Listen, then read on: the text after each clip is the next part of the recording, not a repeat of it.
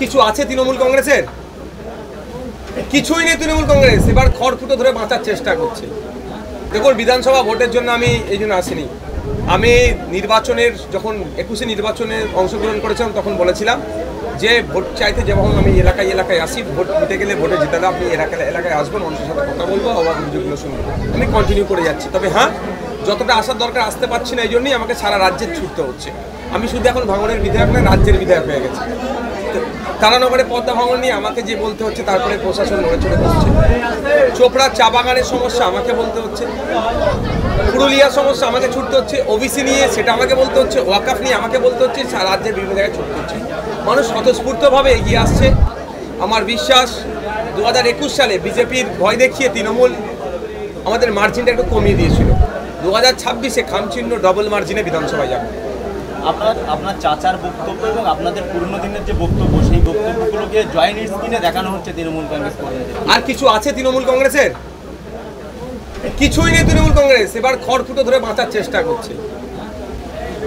এই তৃণমূল কংগ্রেসের দ্বিচারিতা, আবাস যোজনার দুর্নীতি, বিধবা ভাতায় দুর্নীতি, বার্ধক্য ভাতায় দুর্নীতি, বিভিন্ন প্রকল্পের নামে দুর্নীতি এবং মানুষের সাথে যে খারাপ আচরণ করেছে, এর জবাব মানুষ দেবে, প্রস্তুত নিয়েছে। ওই জন্য মিথ্যাচার করে, দেখুন একটা কথা আছে, অর্ধসত্য মিথ্যাচ্ছ ভয়ঙ্কর। এই যে কাটিং করে করে যেগুলো যা করছেন, এর জবাব মানুষই কিন্তু দেবে। গতকাল সিপিএমের যারা নেতারা রয়েছে তারা ত্রাণের জন্য চাঁদা তুলতে গেছিল বন্যা কবলিত এলাকায়, ত্রাণ নিয়ে যাবে বলে, সেখানে তাদেরকে মারধর করা হয়েছে। তৃণমূলের বিরুদ্ধে অভিযোগ। তাহলে ভাবতে পেরেছেন ফ্যাসিস্টরা কোন জায়গায় পৌঁছাচ্ছে? মানুষ যেখানে ক্ষতিগ্রস্ত, যেখানে মমতা ব্যানার্জি নিজে বলছেন আবার এই সময় পলিটিক্স করবেন না কেউ, মানে সবাই মিলে এখন বিপদগ্রস্ত মানুষকে উদ্ধার করে। সেই সময় যখন ত্রাণের জন্য তাদের এমনি সরকারের ত্রাণ দেওয়া দরকার, সরকার ব্যর্থ হয়েছে বলে আমরা যারা বিরোধী দল থেকে আছি বা অনেক স্বেচ্ছাসেবী সংগঠন, তারা ত্রাণের ব্যবস্থা করছে। সেই সময় তাদের উপর যারা অতর্কিত আক্রমণ করেছে, এটা মেনে নেওয়া যাবে না। অভিযোগ হয়েছে, অভিযোগের ভিত্তিতে প্রশাসন কাজ করবে আশা করছি। কেন কলকাতা পুলিশের একটা সুনাম আছে, এদের পাল্লায় পড়ে কলকাতা পুলিশ তাদের সুনাম না হারিয়ে ফেলে, এটা দেখতে হবে। হাতিশালা এলাকায় বেশ কয়েকদিন আগে একটা ক্যাসিনো জুয়া চলছিল, সেটা বন্ধ করেছিল এআরএস টিম কলকাতা পুলিশে। আবারও সেখানে অনলাইন জুয়া শুরু হয়েছে। আমার কাছে খবরটা আছে, খবরটা এসে পৌঁছেছে। অলরেডি এআরএস একবার তাদের সেখানে অভিযান চালিয়েছিল, আবার নতুন করে শুরু হয়েছে। আমার কাছেও কিছু ভিডিও ফুটেজ এসে পৌঁছেছে, তার ভিডিও ফুটেজের সত্যতা এখনো যাচাই করিনি। তবে এটা নিয়ে আমি কলকাতা পুলিশের সিপি সাহেবের কাছে নিশ্চিতভাবে আমি কমপ্লেন করব। এর আগে কলকাতা পুলিশের সিপি স্যারের কাছে বেশ কয়েকটা বিষয়ে কমপ্লেন করেছিলাম, কাজ হয়েছিল। যে আমার কাছে খবর ছিল এই ভাঙড়ের কোনো একটা এলাকায় গাঁজার ব্যবসা চলছিল মুদিখানার দোকান থেকে, তো উপযুক্ত প্রমাণ দিয়েছিল। আমি কলকাতা পুলিশের সিপি সাহেবের কাছে পাঠিয়েছিলাম। পরবর্তীতে খোঁজ নিয়েছি যে ওখানে তাকে গ্রেফতার করা হয়েছে, তাকে তুলে নিয়ে গেছে এবং ওটা বন্ধ করেছে।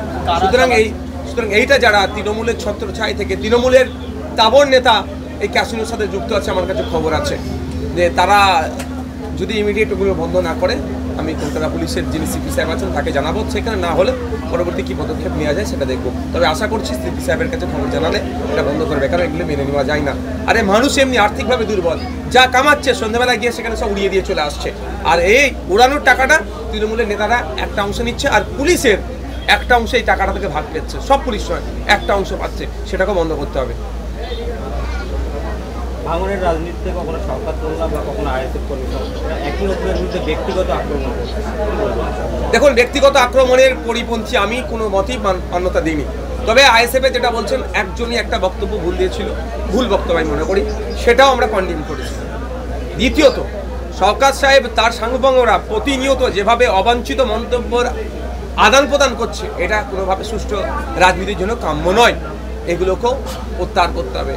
মাননীয় মুখ্যমন্ত্রী বারবার সৌজন্যতার কথা বললেও তার দলের এমন কিছু বেশ সমাজবিরোধী ঢুকে আছে, যারা পশ্চিমবাংলার সৌজন্যতার রাজনীতিতে যারা ক্ষতিকর হয়ে উঠছে। এদের বিরুদ্ধে ব্যবস্থা গ্রহণ করুক, অন্যথায় মানুষ কিন্তু জবাব দেবে।